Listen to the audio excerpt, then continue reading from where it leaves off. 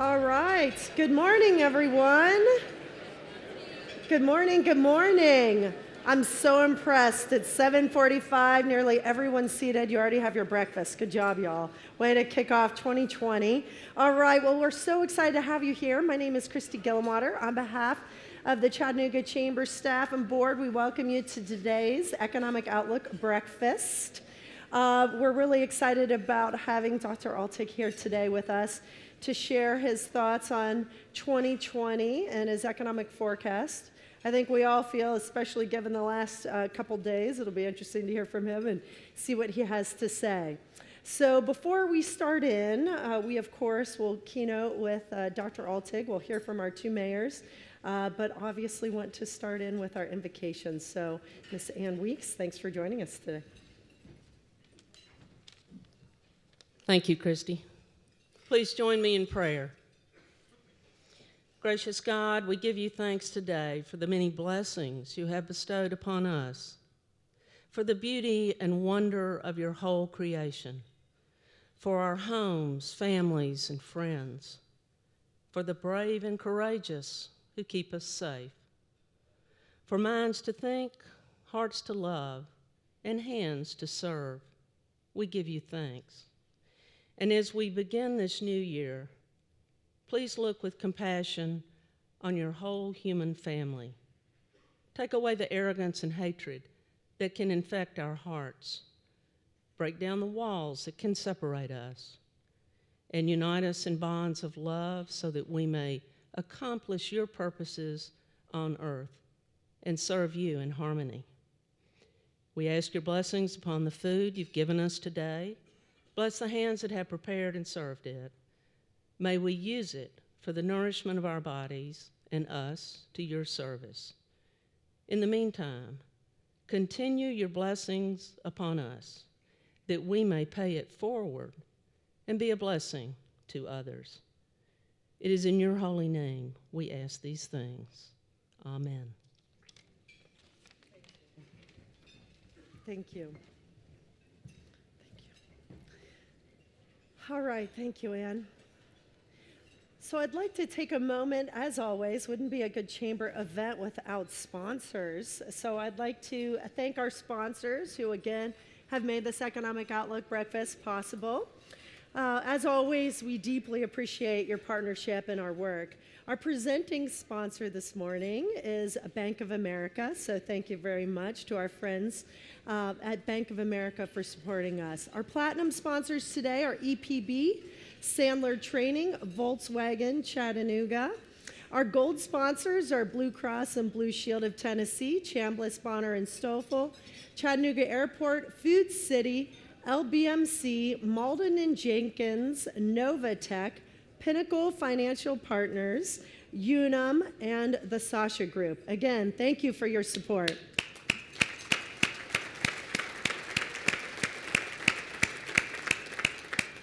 I also want to say a thank you to both Mayors Coppinger and Mayor Burke, as well as our county commissioners, several of whom are here, our state delegation representatives who are here, city council, all of our elected officials who boldly put their names on the ballot and serve our community to the best of their abilities. We are grateful for their partnership.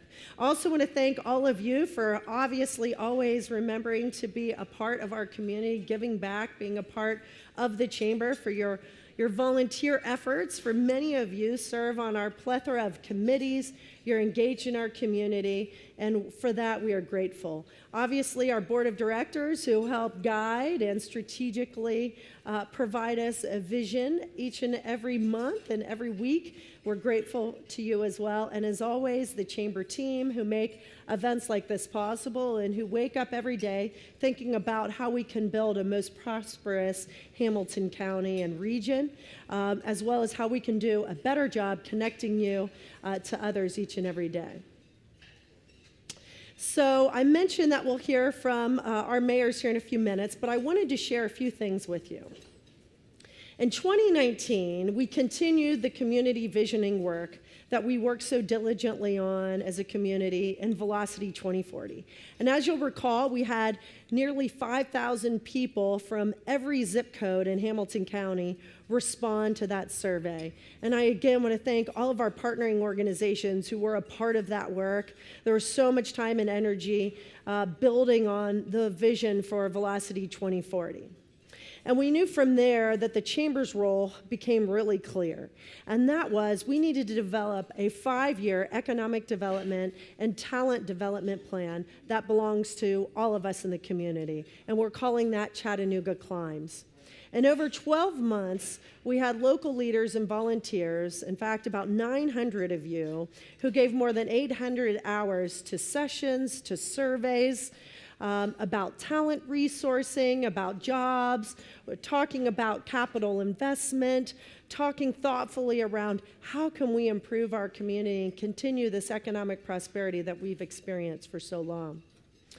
So we kept working steady as we built that plan. You know, obviously we couldn't stop our work, had to continue to work to grow jobs, to think clearly about talent pipeline work, about talent recruitment work.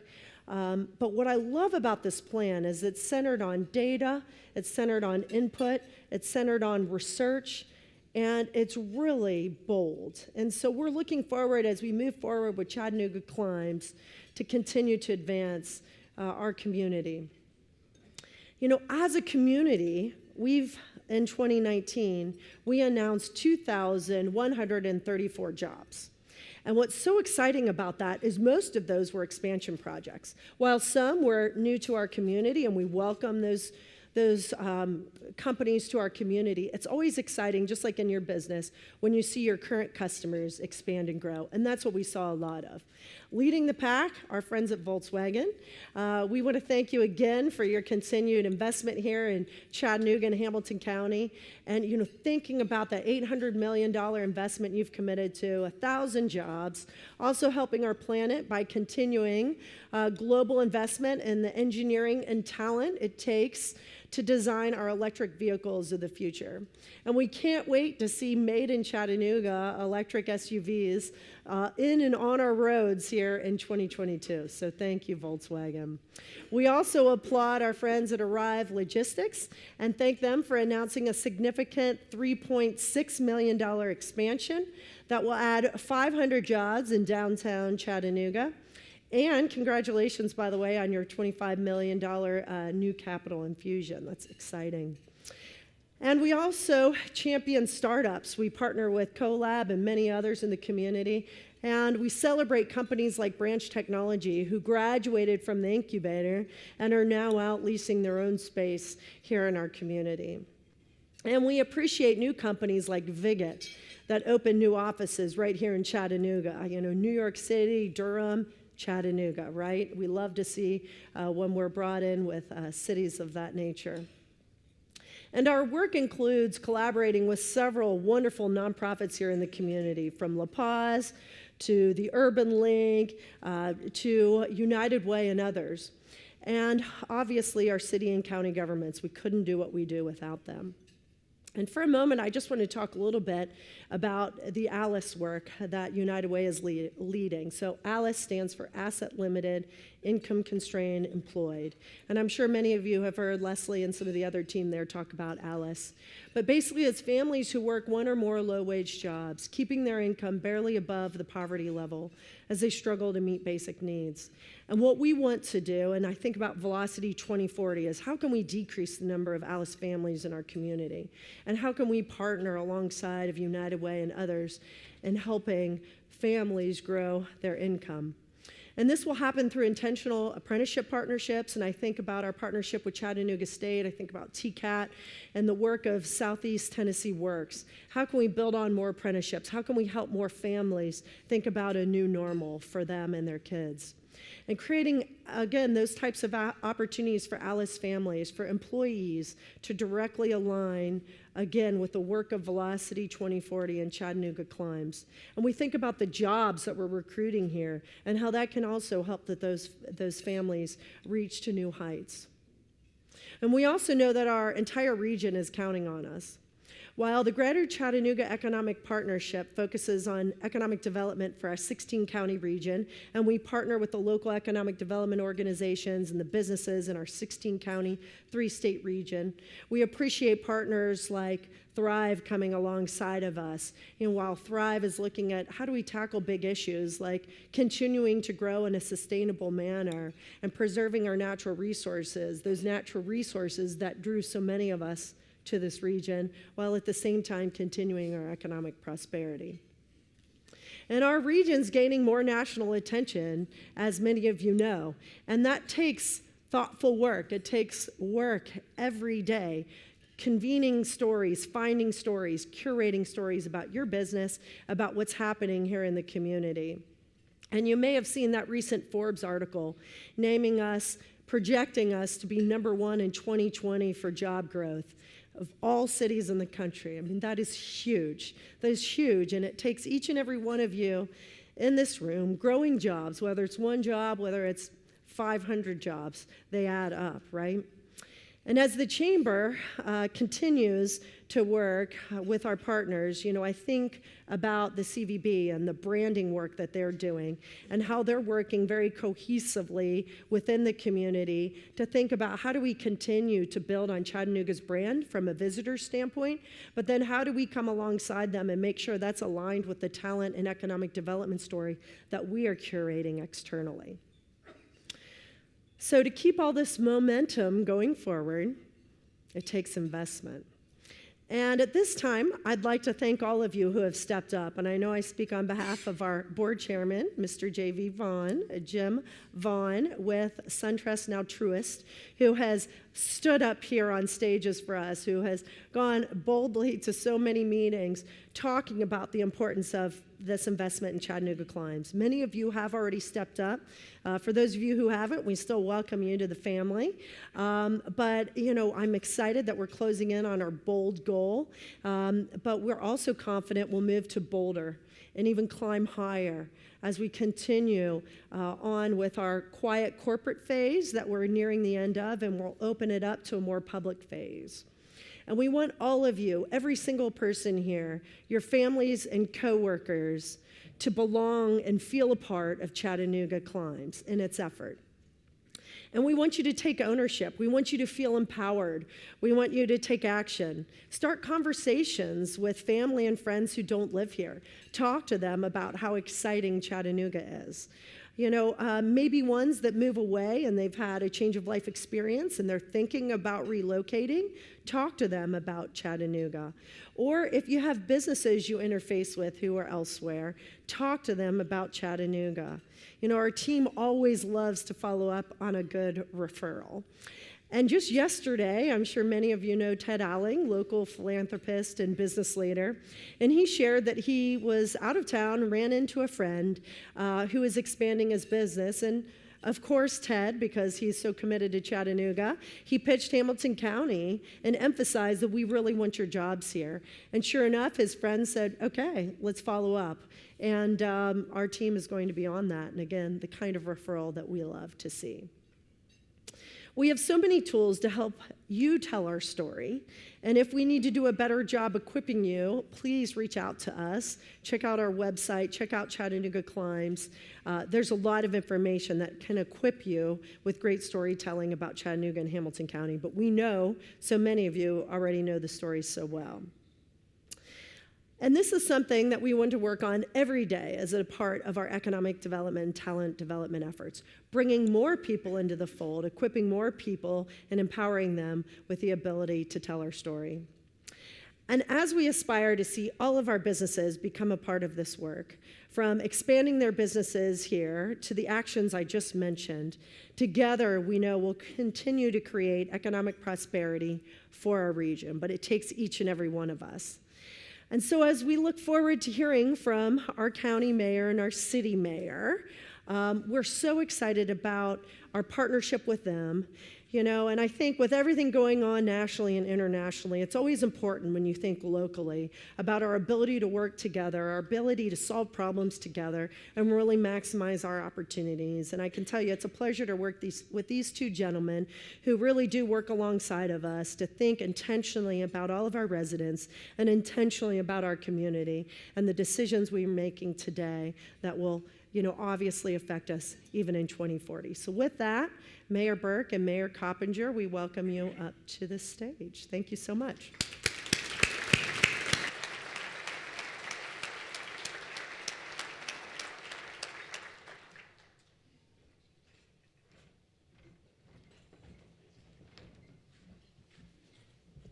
Well, good morning. Happy New Year. Happy new decade. A decade of new beginnings. Things change, but let me talk first about some things that don't change. The first thing that doesn't change is Dr. Altig is here with us.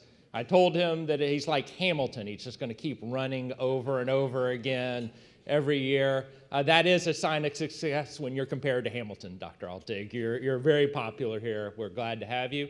Another thing that hasn't changed is we have great leadership all around our community. We appreciate Christy and her whole team at the Chamber. Please give them a round of applause to say thanks for the work they do. I know that together we work for the greater good of our community. There are lots of different factions and people that have to come together. At City Council, I know we have our Vice Chair, Chip Henderson, who's here, also a business owner, understands the importance of economic development in our community. And then we work with people like Jim Coppinger. I'm very fortunate over the entire time that I've been mayor, 7 years now, Mayor Coppinger has been there and truly believes in the expansion and work that we do here in our community, and we appreciate him so very much. 2019 was a great year. As Christy talked about, we had things like Volkswagen expand, and as Volkswagen moves completely to electric vehicles, they decided to make one of their first investments in Chattanooga, Tennessee. That's fantastic. We saw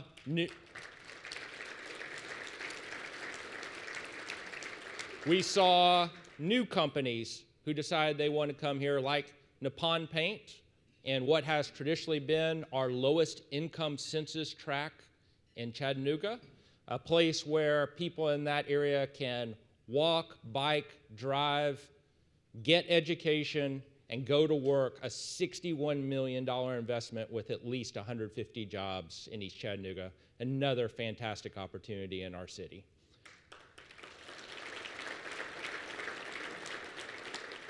We're rolling into 2020, as Christy talked about.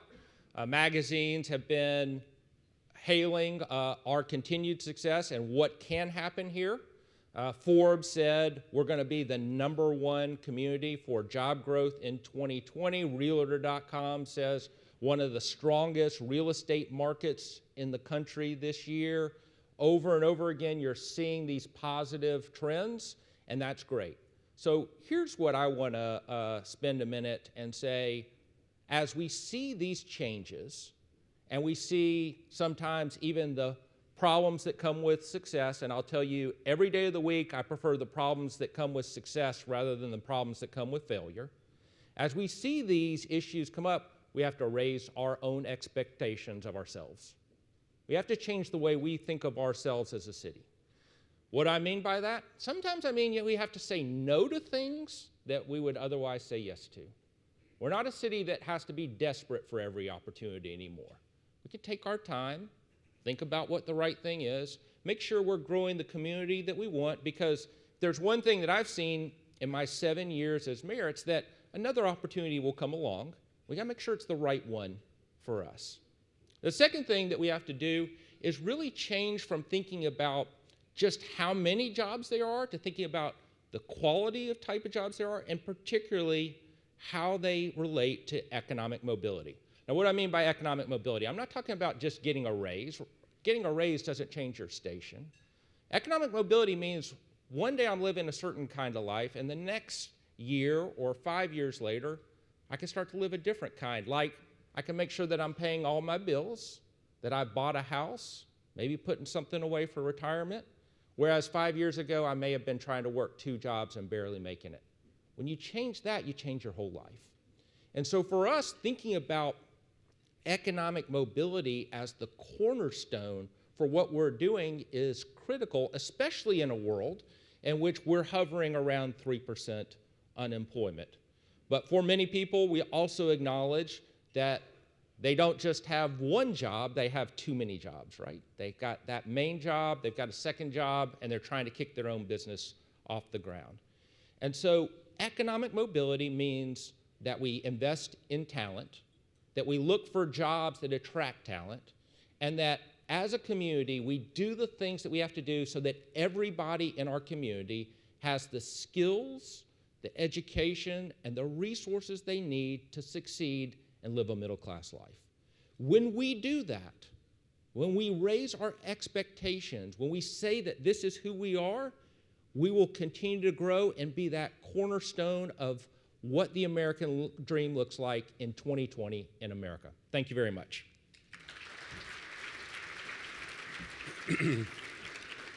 Well, good morning, and what a great crowd that we have this morning.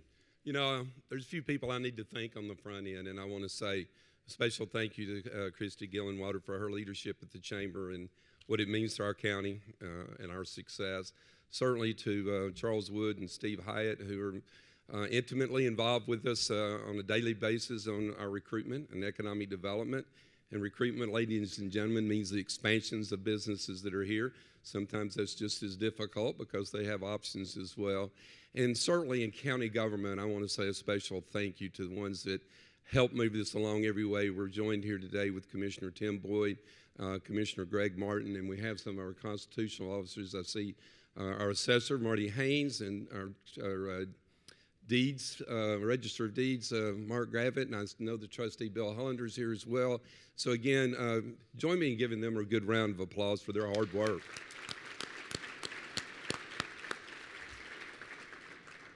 Also, and this is not like a honorable mention to Representative Robin Smith. We appreciate you being here. And, you know, county government particularly relies heavily on what our state government does. And, you know, Representative Smith has been there a year or so now and has been a very big advocate for helping county government and for helping all of us in this room to move this county forward. So special thank you to Representative Smith as well. I also want to say, you know, acknowledge Volkswagen to kind of help me tee it up. Mayor Burke and I have lots of opportunities, you can imagine, to talk about Volkswagen because they're always doing some really great things. Really appreciate their involvement in the community, how they've helped out with public education, as a number of you have in this room. So special thank you to them. But I also want to acknowledge the fact that 93% of our businesses here in Hamilton County, 93% are small businesses. So if you're a small business owner here in Hamilton County, thank you for what you're doing every day. You are propping up our economy. You're the ones that help us not to be in recessions when we have them. So let's applaud all the small businesses here as well.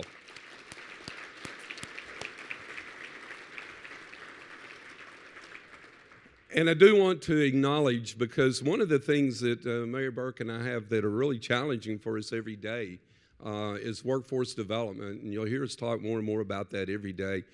We have partners in workforce development that are really critical to us. Of course, the Chamber is one of those partners, but also here with us today are people that make a significant contribution to that workforce. We got Dr. Rebecca Ashford from Chattanooga State with us and Dr. Steve Angle. Please welcome them here today.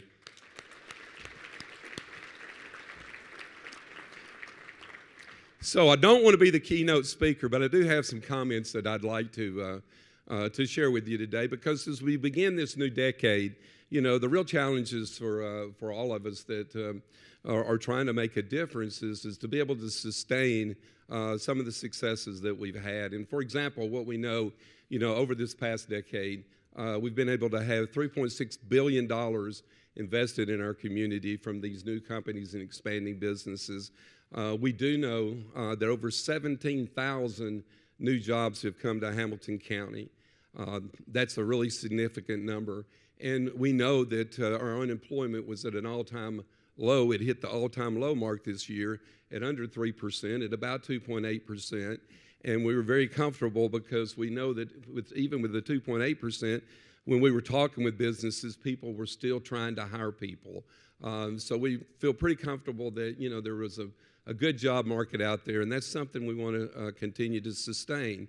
And we also know that the population has increased by 28,000 to 30,000 people. And I'll use this to plug the fact that we have a census count that's coming up, and it's extremely critical that all of us participate in the new census count. So please help us with that. But with all this growth, comes the challenges. As Mayor Burke alluded to, it's really great to have to be a victim of your own success, right? But we do have some real challenges that are in the forefront for us in county government. This relates to infrastructure. Infrastructure to us is about sewers, it's about roads, and it's also about public education. Particularly, a lot of people don't think of it as infrastructure, but building new school buildings where the population is increasing rapidly is really important to keep up with that infrastructure. And we have challenges, honestly, in all of those areas. And I'm sure working with the county commission, we're going to work through a lot of those issues in this upcoming year. So I also want to say, when I was talking about the incredible job creations we've been able to do with the workforce that's coming forward, that's going to be something that's going to be a priority that you're going to hear us talk about a lot. We hope to have some really exciting announcements coming up about some of the things we're trying to do with that. But I want to certainly applaud, and they couldn't be here today, but Dr. Brian Johnson in our public schools with our Future Readies programs. Yes, whoever's helping us applaud him. We now have 28 Future Readies programs in 12 of our high schools, and the participation from the private sector to come into our schools and help, and the list is too long to mention all of them, and I don't want to leave anybody out because we're extremely grateful for this, for the people that have participated. We're really great, and I know Christy mentioned some of these, and I don't want to be too redundant, but a special thank you, to our private sector, to our foundations, to all the philanthropy that comes in to help our public education system continue to get better under the leadership of Dr. Johnson, so we can look forward to continued progress there as well. And lastly, I want to leave you with this, because this is really something that's been near and dear to me ever since I've been in this position since 2011. The partnership that we have with the Chamber as it relates to our Business Development Center, which is a startup incubator that gives young entrepreneurs, young in terms of their company, not always young in terms of their age, right, Christy? But it gives our startup people that have a great idea a place to go and to tap into resources and to be able to network, to grow and to go out in the community. As she mentioned, Branch Technologies is one of those successes. But you should know that over 600 companies have graduated out of that incubator and gone out into what we say Main Street and have continued to be successful. And to be successful, you have to be able to sustain yourself for about 5 years. So again, congratulations to what they've done there. We currently have about 49 companies that are there that go to work there every day. And we're really proud to be able to say that 18 of those are either minority or women-owned companies in the startup incubator, which is really important to us to be able to display that type of diversity. So I don't see AJ or Alexis Willis here with us today. She's the one that manages that on a daily basis, and the partnership that Hamilton County has with the Chamber is phenomenal, and we want to continue that. So in closing, I'll just say this. We got to where we are by a lot of cooperation and coordination, and the way we're going to move forward, and our intent is to be able to continue those relationships and to build on those relationships. And I would like to say and echo what Mayor Burke said. He's actually term limited and winding down, although it's hard to tell that in a year. But the relationship and the working relationship, and for people not to, I hope everyone understands how important it is. And I am so proud that on local government that we're able to put our differences aside and really to represent all of the people, by keeping them employed and by keeping businesses coming here And that's something that, over the last 7 years, Mayor Burke and I have worked together and meet regularly to make sure that we can sustain that. Thank you for being here and for the opportunity to speak with you this morning.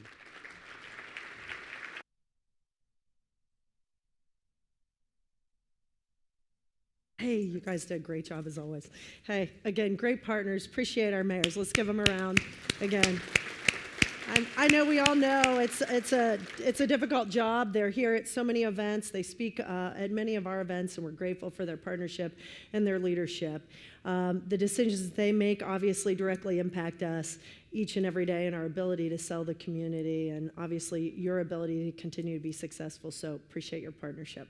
All right, now on to David, Dr. David Altig. So we're super excited to have him back this year, and as many of you know, he serves as Executive Vice President and Director of Research with the Federal Reserve Bank in Atlanta.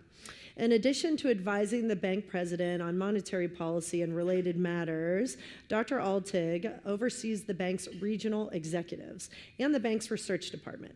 He serves as an adjunct professor as well of economics in the Booth School of Business at the University of Chicago. So with that, let's give a warm Chattanooga welcome to Dr. Altig. All right, Dr. Altig, please. Great. Well, thanks. It's great to be back, and glad that nothing is going on in the economy right now, so I can take my time here. So at the Atlanta Fed, one of the things that we like to do, we pride ourselves on, is we try to find kind of simple ways of describing and presenting our message. So we have colleagues who kind of scour the landscape and try to find good examples of people who are doing that right, or trying to come up with a very simple way to sort of summarize what it is we're thinking, particularly about the state of the economy, about other things as well. We found an example that we liked a lot that unfortunately has some greater resonance over the past couple days, and that is the Defense Readiness Conditions schedule. We liked it because it was color-coded, but I had no idea that actually we're probably moving up that color code in the last couple days. But you know how this works. This is like the Homeland Security thing. You've got a blue color, which says everybody relax, things are fine, to a kind of reddish colors that say, find a bunker and get under a table. That's kind of a serious one. One that resonates more with us maybe is the Waffle House Index, about hurricane preparedness. So, if everything's open, it's green, everything's fine. If it's red, meaning the Waffle House is closed, you better get out of town. You better get out of town fast. I actually presented this in New Jersey. It turns out they don't have Waffle Houses. So I'm glad to be here where things are civilized. I told them, well, go get yourself a Waffle House, for goodness sakes.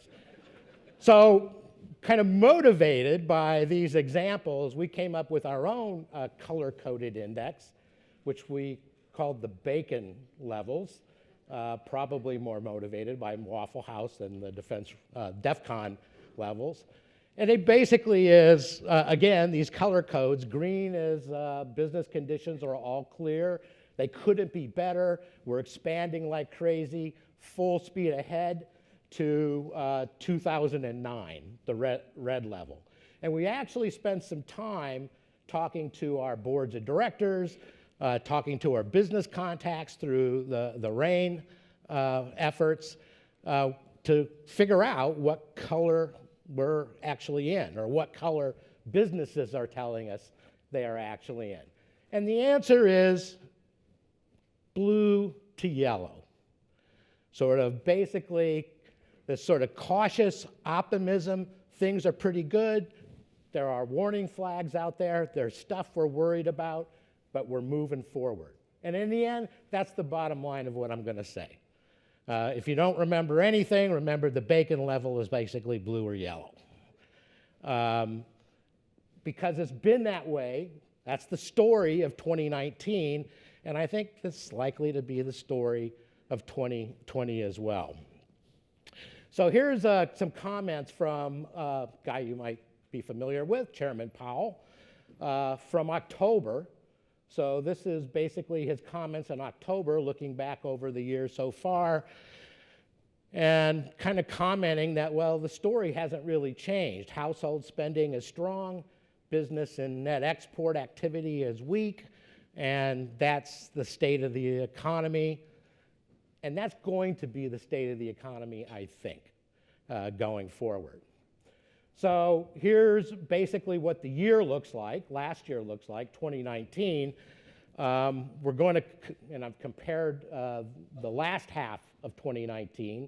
As far as we can tell, these are still projections because we don't have the data fully in, to last year and to the first half, and we've slowed a bit, but slowed to a level that still is above what we think is sort of the long-term sustainable growth of the economy, which is roughly a little bit under 2% or about 2%.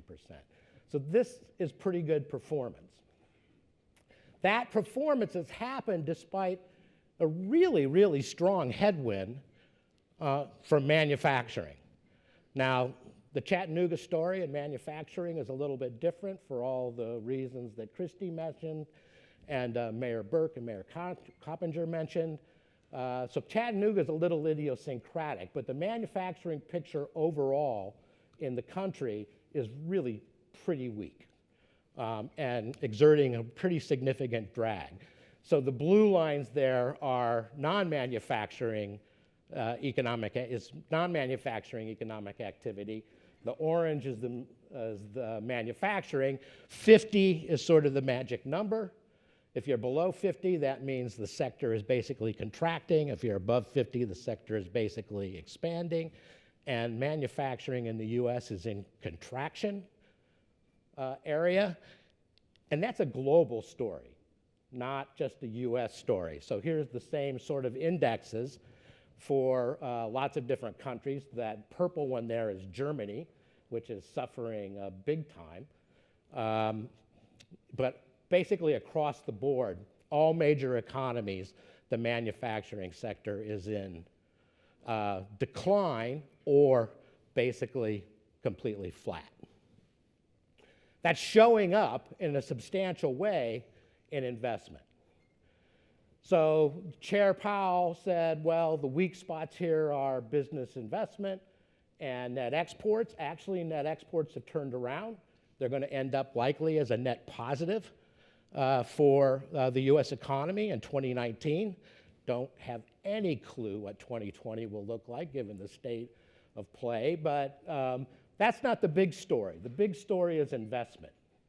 Investment has gone from a reasonably good year in 2018 to continual weakness throughout the year, and actually it looks like we're going to end up the second half of 2019 with a contraction in business fixed investment. Now the question is this going to turn around? Because there's clearly a trade element here. And the trade element is related to that manufacturing picture, and that manufacturing picture is related to this investment picture. And frankly, we've got some reasonably good news lately on the trade front. USMCA looks like it's going to pass, if not this week, this month. The trade war with China appears to be in some state of resolution. Not complete resolution, obviously, but some state of resolution. So with that, does it look like we are setting the stage for a turnaround in this investment picture for 2020? I'm going to say no. It doesn't look that way to me. Oh, by the way, and the views that I express are not necessarily those of the Federal Reserve. And here's why. We spent a good part of our time last year trying to figure out what was motivating or what was behind this negative picture for investment.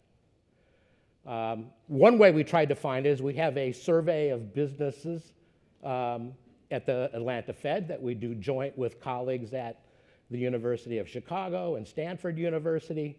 And we basically asked the question, what is the impact, or what has been the impact, and what do you think will be the impact of trade uncertainty and tariffs on your capital expenditures? And the answer we got was, as far as we can estimate, about a $40 billion loss in the level of investment for 2019. Now, $40 billion is pretty small on a couple trillion dollars of investment. So that effect really is quite modest. It has sort of increased over the course of 2019, but it never got to the point where it was a material explanation for this number here, there. So the direct effect clearly isn't sort of there. What about the uncertainty effect? So the other argument that we usually make as economists is that, well, the real problem is not whether you've got tariffs, is not whether you've got trade restrictions, but whether or not you can count on what policy is going to be and what the environment is going to look like. There's nothing that kills investment, and you all know it, more than uncertainty. So is the resolution of USMCA, is the resolution of, or some resolution with China, likely to impact this investment picture? And I say no, and here's why. It's always something. And we've seen this in, this is sort of the index of uncertainty, policy uncertainty in particular. And if you can see any smoothing out of that, your eyes are better than mine. And if you conjecture the relaxation of some of this uncertainty going forward, you're more optimistic than I am. We experienced something sort of interesting over the last half of the year, even as we began to think, well, what if this, or ask questions about whether this trade uncertainty was going to lift, and what if it did? Would that change your capital expenditure decisions materially? And the answer, one of the answers we got is no. Next year's an election year. So we're just going to go back into the hopper of policy uncertainty, at least for 2020. And you can see there's a gazillion events there that are continuing to pound us, and we've seen another one in the last 2 days. We live in a world where the hits just keep coming, where the uncertainty, every uncertainty that gets released is replaced by another one coming right around the corner. And I think I probably shared this with you last time I was here. One of the things we know is there is sort of a statistical ramp down of investment in election years, and particularly in election years when there's some dispute or uncertainty about who is going to win that election and what those people are likely to do when they do win. So I don't see a material change in this rather negative picture about business fixed investment in the US in 2020. There, I got all the bad news out of the way. Here's the good news. The consumer is just rock solid. Nothing seems to, all this uncertainty stuff, whatever is happening out there does not seem to be in phasing households in terms of their consumer behavior, their spending behaviors. And there's good reason for that. The fundamentals behind the economy, particularly behind the state of consumers, is really good. So this is a picture of, you need to know two things to know about what the consumer is going to do. You need to know what's happening to their net worth, and you need to know what's happening to their employment prospects. That's it. And everything else is superfluous. In fact, I don't even know whatever anything else would be. That's it. So we've stabilized at levels of net worth for the household at levels above the pre-crisis period. And the employment front looks spectacular. And it really does look spectacular. We're creating on average about 180,000 jobs a month. You've heard lots of people say this before. Sort of the longer term number of jobs you have to create a month to sustain the unemployment rate where it's at is probably about 100,000 jobs a month. So we are creating jobs at a pace in the US economy that I don't think anybody thought was completely possible. Translating that to the unemployment rate, here's what the members of the Federal Open Market Committee are thinking. They're thinking that as far as the eye can see, and for economists, 3 years is basically infinity. 6 months is probably about infinity. And so this is of the 12 people or 17 people who sit around the table at Federal Open Market Committee meetings. This is their December statement about what they think is going to happen to the unemployment rate going forward through 2022, and the median is under 4%, staying under 4%. That's remarkable. So here's a historical context of that. That red dashed line is what those 17 people at the Federal Open Market Committee meeting think is the long-term trend. That's just over 4%. That's low. And you can see that going back to World War II, levels of the unemployment rate where we're at now are virtually unprecedented. They happened a few times, but not very often. And staying at those sorts of levels is going to be something on the record that we will look back and say, wow, that was really something. Hope it sustains, but right now, it's happening in the context of low inflation, wage pressures, which are modest at best. We've stabilized on growth, so with the low wage growth we had for many, many years over this expansion, reversed, starting about 3 years ago. We're still about a half a percentage point on wage growth below where we were in the pre-crisis period, but that probably and unfortunately is justified by sort of the lower levels of productivity growth that we've experienced or are experiencing. So the usual signs of imbalances which will tip things over: rising household debt, falling net worth because of rising debt, expanding inflation rates, wage growth that seems unsustainable. None of those things have emerged yet. So the bottom line is, is this as good as it can get? Well, it's not heaven, but maybe at least it's Iowa. and bonus points to you if you get that reference. So this is what it looks like. GDP growth probably is going to remain, 2% to slightly above, maybe slightly below, but that would be consistent with potential growth. Sturdy job growth, steady wage gains, low unemployment, and low inflation. That feels pretty good. I think, to quote the chair on many of his statements, the economy is in a good place. And all of the usual things that we would look to be symptoms of a problem emerging simply aren't there. Now, global tensions arising and sending us into conflicts that we didn't anticipate or that we don't prefer, you never know. Stuff happens.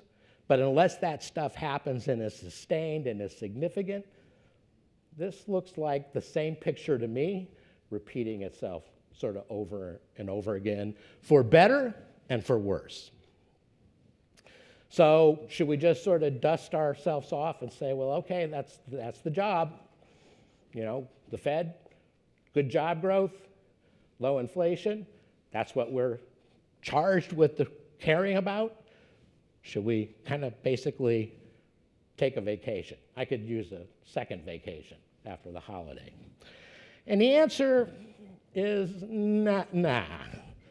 There are still things to worry about, and they were alluded to in the earlier kind of comments by Christy and the mayors. It's true that the economy in general is doing pretty well, but there are plenty of people who aren't, and we know that we have sort of this issue with fully mobilizing the labor force, the potential labor force that we have at our disposal if we manage it appropriately. So I want to turn now to sort of this more structural question. I'm going to share with you some results from a survey of businesses that the Ohio Chamber of Commerce did. And they asked the following sort of questions. The following question. Have you found that some employees or candidates at your company are unwilling to accept jobs? Are they unwilling to accept increased work hours or other advancement in their careers because they fear they'll lose government benefits? This is the so-called benefit cliff question. And their responses were interesting. Here's their responses. 1 in 6 of the businesses in this survey from the Ohio Chamber of Commerce said, yeah, we've experienced that. And there's the breakdown of what they experienced. 24% said they had issues with hiring people because they ran into people who didn't want jobs because the higher income would cause losses in benefits. 14% said they had employees who would not accept promotions for the same reason. 8% said they had employees who didn't want pay raises for the same reason. 30% of that 1 in 6 said, yeah, I've had all 3 of these problems. 24% said 2 of those problems have been an issue for me.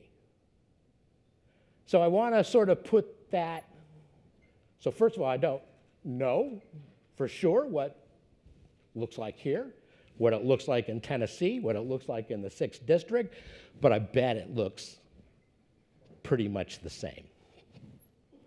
So I want to give you a particular example of where this comes into play.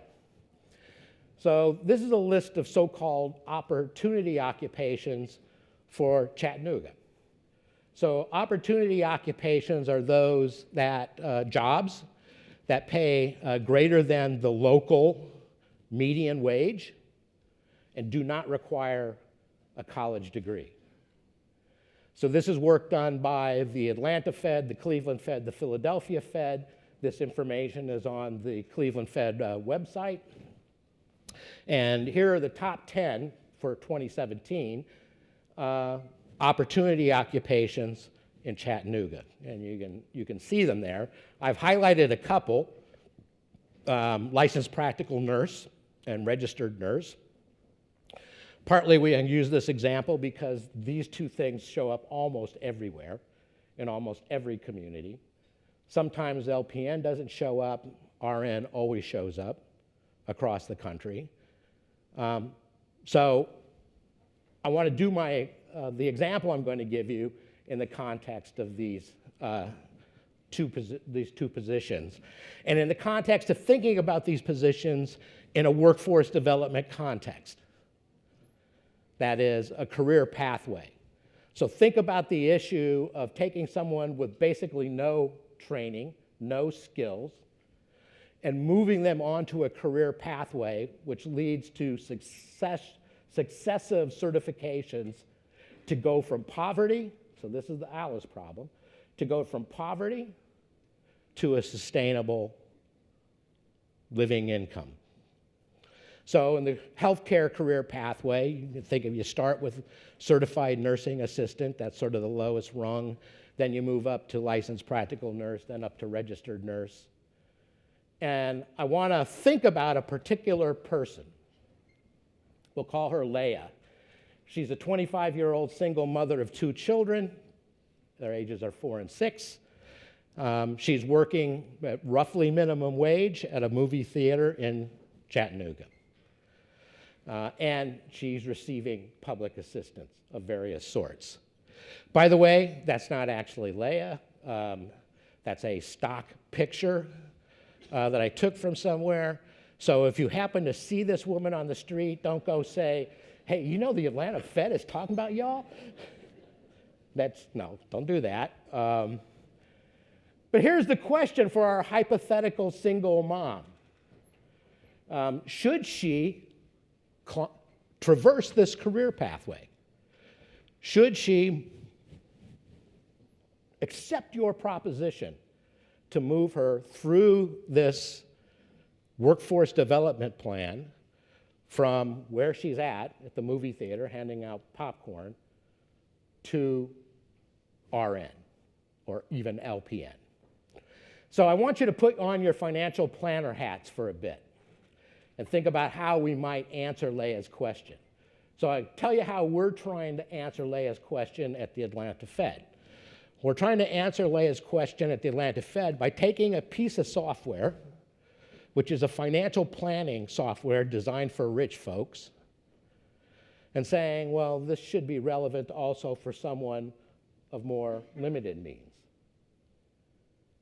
So one way to think about this is just say, well, look, here's the different income paths, wage paths, these are income paths actually, that you can receive by entering these different professions.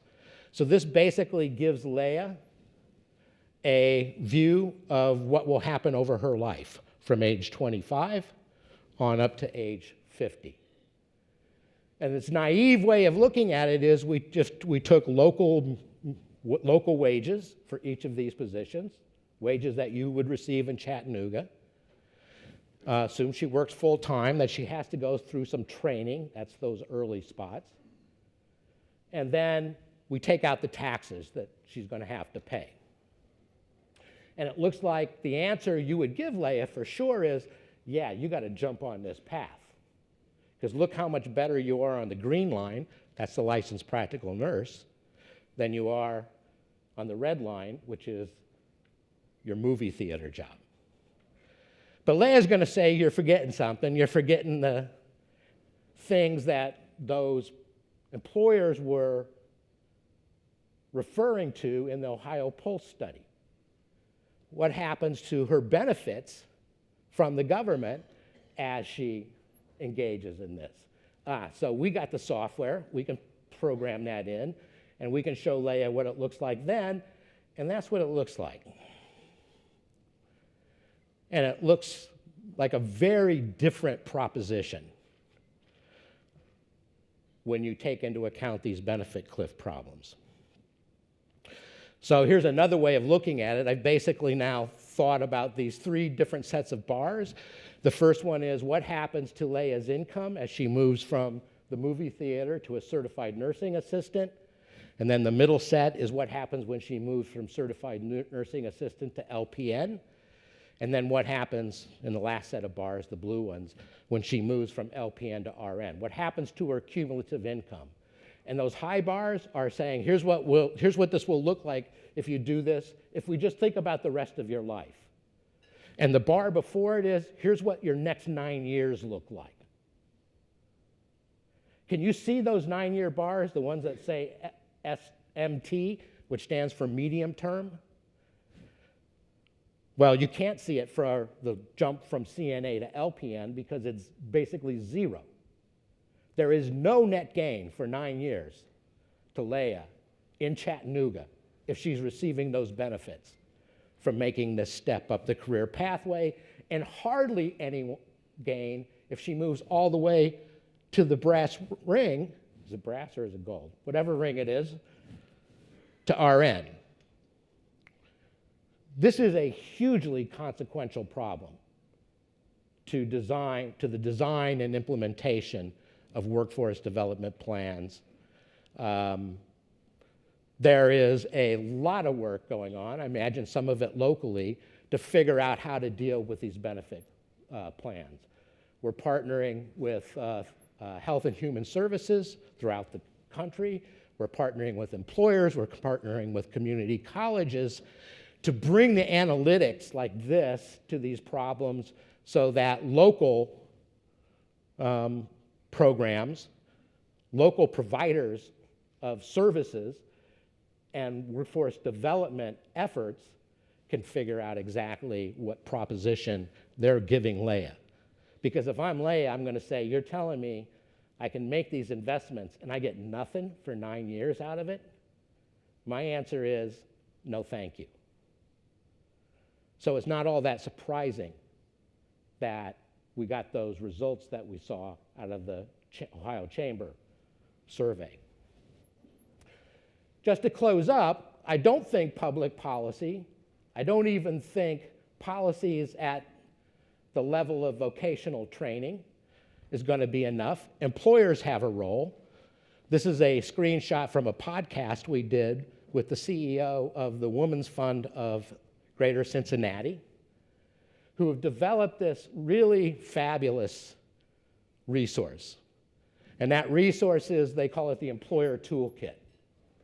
And what the Employer Toolkit is it's a set of policies that employers might adopt to make life and career decisions more profitable for their ALICE workers.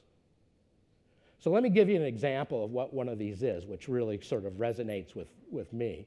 And if I was tech savvy, I would have had the sound click from the podcast, but I'm not that brave. So it's an example associated with the Cincinnati Zoo.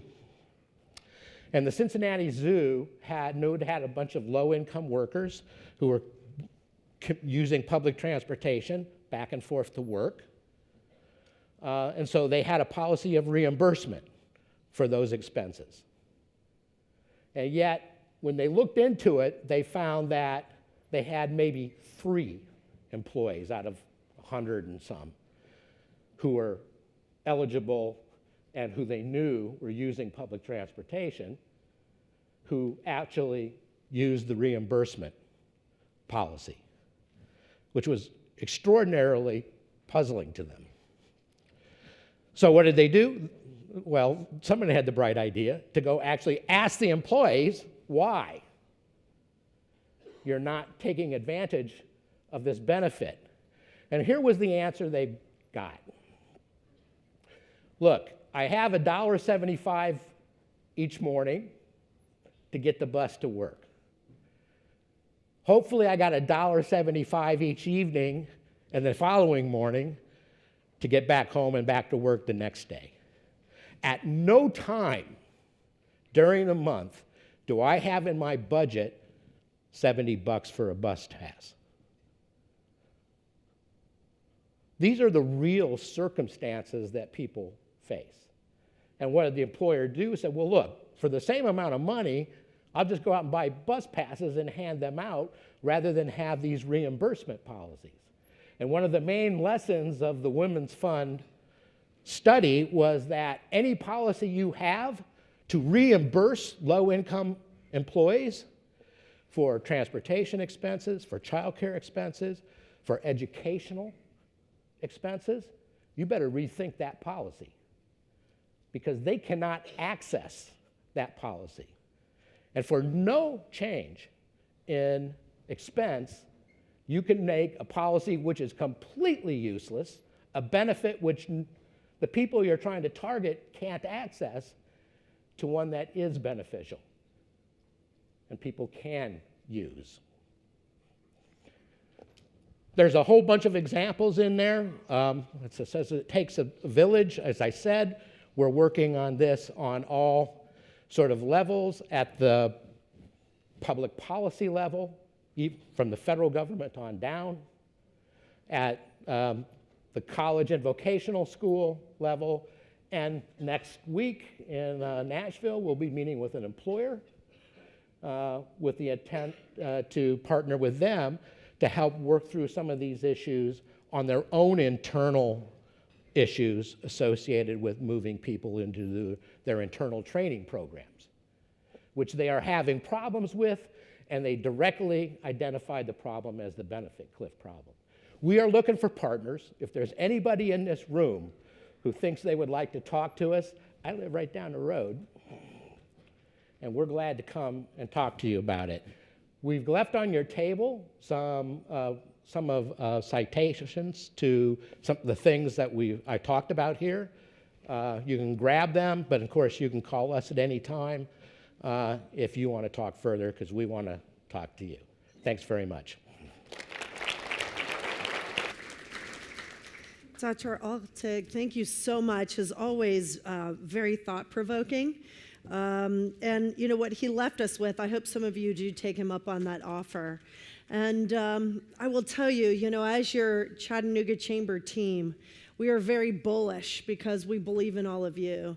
And we're excited about what's happening here in Chattanooga and Hamilton County. We're excited about the way we authentically collaborate and work together here. That is what has really caused us to rise to this level of national, international, I think, prominence that we have. But it's on our shoulders. You know, I don't know about y'all, but I feel the weight every day. It's on our shoulders to make sure that, you know, in 2040, our friends in 2040 who are leading our community look back and go, boy, they set us up. They set us up for great success. And so it's an awesome responsibility we all have. Everyone in this room, like I said earlier, if you're growing, you know, one job in 2020 to if you're growing 1,000, you know, we want to talk to you. We want to be aware. We encourage you to call on Steve or Charles if you're thinking about expansion. I'll tell you, in our pipeline, we have a solid pipeline. Many of those are local potential expansion projects. Yes, some of those are from the outside, but we need to work together. We need to look at resources like what Dr. Altig offered today. Moreover, you know, in order to continue to see our economic prosperity boom here, you know, talent is so key. And as you saw his numbers around projected unemployment still, when you're at that 3.4% rate, you all tell us every day you feel it. You feel it, you're stealing from one another. You know, how can we continue to grow our population? How can we continue to be authentic and direct in how we're developing our talent pipeline? You know, the work of 2.0, right? The work of Dr. Johnson. We need to support him and his team. You know, we think about Dr. Ashford and Chat State. We think about the Chancellor and UTC. We all need to partner together, come around those organizations so that you do have the talent that you need to continue to be successful and grow your companies here. It's a problem in many communities throughout our country. It's definitely a challenge for us. And so thinking through those artful solutions, how do we either change policies internally and or, again, come alongside our educational partners through Future Ready Institutes and other great relationships that we have to continue to make sure that everyone here can be prosperous and that you and your company continue to grow. So we leave you with a few parting thoughts. Continue to tell the story about Chattanooga. If you're not on LinkedIn, get on LinkedIn. Talk about, repost things that we post or you see from our county mayor, our city mayor, others in the community talking about in a positive way. Help tell that story. You're part of the conversation. Help encourage your friends, your family to consider moving back to Chattanooga. Help people make connections with job opportunities in the community. And by all means, keep growing your business for sure. A few additional things. We're closing out, taking nominations for Leadership Chattanooga's next year's class, so encourage nomination submissions there. Also, we are headed to Nashville next week for our annual Day on the Hill. We want to show up our friends in Nashville and Knoxville and Memphis with the best turnout for our Tennessee on Tap event that evening. But during the day, we're spending time with the governor, the lieutenant governor, the Speaker of the House. Thank you, Justin, for lining up a great day for us. So please consider joining us for that important day next Wednesday. It's important in Nashville to continue to tell Chattanooga's story and work alongside of Representative Smith and her colleagues to, again, make sure that our issues are clearly communicated. Again, we thank those of you who have come alongside us in Chattanooga Climbs. Without you, we couldn't wake up every day and do our work. Without the city and the county, we couldn't wake up and do our work. So thank you. And always, thank you to our sponsors for providing your support today. It's been an amazing decade. Now we start a new one. Let's go after it. Let's get it. Thanks for being members. Thanks for being here today. Appreciate you. Have a great day.